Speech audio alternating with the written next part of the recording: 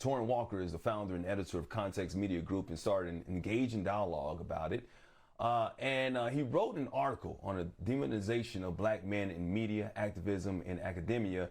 And we can't wait to get into this because Torraine says it's apparent that media of all types collectively offer a distorted representation of the lives and reality of black males. And I just had to have this brother on. So Torraine Walker joins us now from Jacksonville, Florida, to share his insights based on his research and, of course, keep it real with us this morning. Good morning to you, Torraine. Thanks for joining us, man. Good morning, Mike. Thank you for having me on. No problem. Hey, so the article, read it, loved it. The Black Boogeyman Lie. Let's talk about black misandry. Let's just say the fear of the black man, it still persists. It's still out there, and it's been that way since the existence of the black man in this country. What drove you to write this article, though, put this column out? Or why was it so something that was on your heart that you had to get your passion out in writing? Well, I wrote that article in response to an article I read that came out in Vanity Fair about 3 weeks ago. It was called Dave Chappelle and the Black Ass Lie. And it was written about, ostensibly about a critique of Dave Chappelle's comedy on The Closer. And I thought that article took the really valid discomfort that some black women and some black gender nonconforming people may have about Chappelle's work, and it kind of spun it out into this narrative that demonized all black men in general. And, and I thought it also ties into what I call the myth of the black boogeyman, which is sort of like African-American men, ever since we got here, have been demonized. We've been seen as this sort of giant predator or a potential predator, and the only way we can be controlled is through state violence or political violence or death.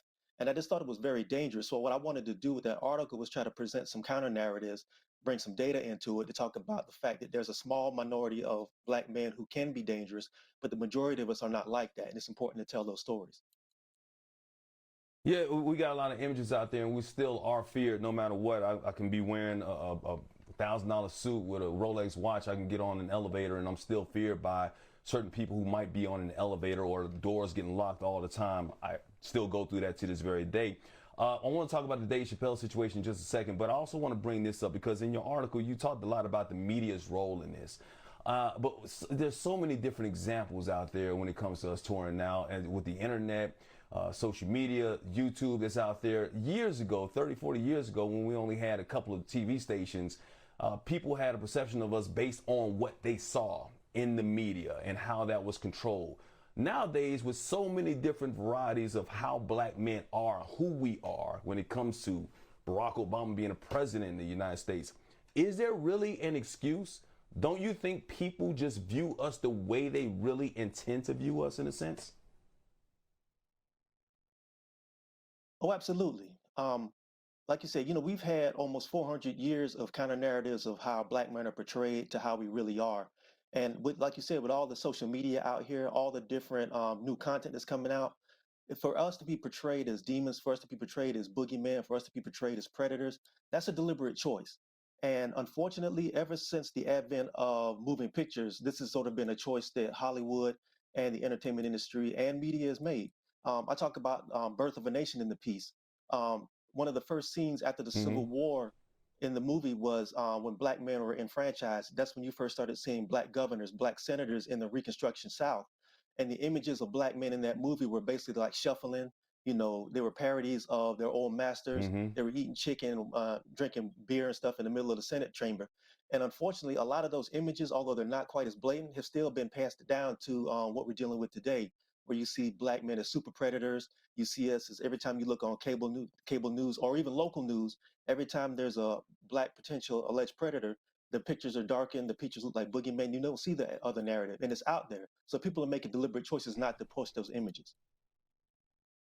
Yeah, and I love that you said about the Negro Whisperers as well. Now we talk about Dave Chappelle and how you say the LGBTQ community is almost like a guise for the narrative that people want to put out there when it comes to black men.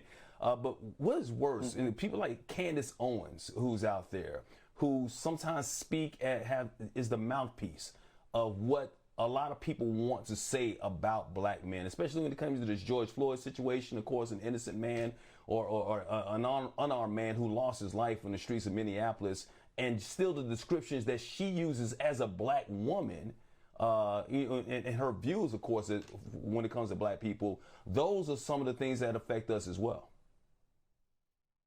Yeah, you're absolutely right. But here's something I want to make clear. People like Candace Owens and people on the right, those are easy people to spot. And what she says is very vile, it's Hmm. very disgusting, and it needs to be condemned. But we also have to be aware that there are certain people in academia, certain people who work in media who are ostensibly on the left or progressives who say some of the same things about black men that people like Candace Owens does. If you go on social media any time of day, usually once or twice a day, some hateful narrative about black men goes viral, especially like on Twitter and on TikTok, places Hmm. like that. And if you go back and look and see who did it, a lot of times it's a black academic or it's somebody who's connected Mm. or pundit or somebody who's connected to the media. And these things go viral. And what they do is they give white people and white supremacists who already feel this way anyway more cover to say even more hateful things because they see a black face pushing this stuff. And that needs to be checked as well. And this is very prevalent in academia, it's very prevalent in certain mainstream media spaces, and that needs to be condemned as well. It's very dangerous. Yeah, Torraine, I'm running out of time. Wish I had more time to talk to you, but I want to get to that point as well because I did put a tweet out about the need for more black positive male role models on television. And I didn't mean any disrespect, but I did mention some of the black women shows that are out there, and a lot of black women got upset about that. So, and I can understand because they have been disenfranchised and they have been abused so much over the years. So my question is, how do we uplift ourselves while still getting some of our sisters to understand that we got their backs as well? We're all in this together. So it's not us against them. It's all of us coming up together. I think what has to happen is we have to realize that a lot of times the people who are pushing these narratives are a very small minority of people. They just have very big microphones. You know what I mean? It's people who work in academia who Mm. can influence other people and people who work in media. But what we have to do is realize that the majority of us outside of that bubble are really connected. Now, that's not to say that there aren't issues between black men and black women and black LGBT non-conforming people, but those conversations have to be had from a place of mutual respect and a place of people who are not projecting their own trauma on the people to have those conversations. We got to open that dialogue up. We got to support our sisters and we got to support our men and we got to support all the people in Hmm. our collective. That's what has to happen. We got to support black people, period. All of us are in this together. We got to change the narrative some kind of way. We're doing that by having this interview and having you on. We want to have you back on Start Your Day anytime, my brother. So thank you for writing the column and thank you for sharing your insights and your perspective with us this morning. Thank you, brother. Thank you for having me on anytime.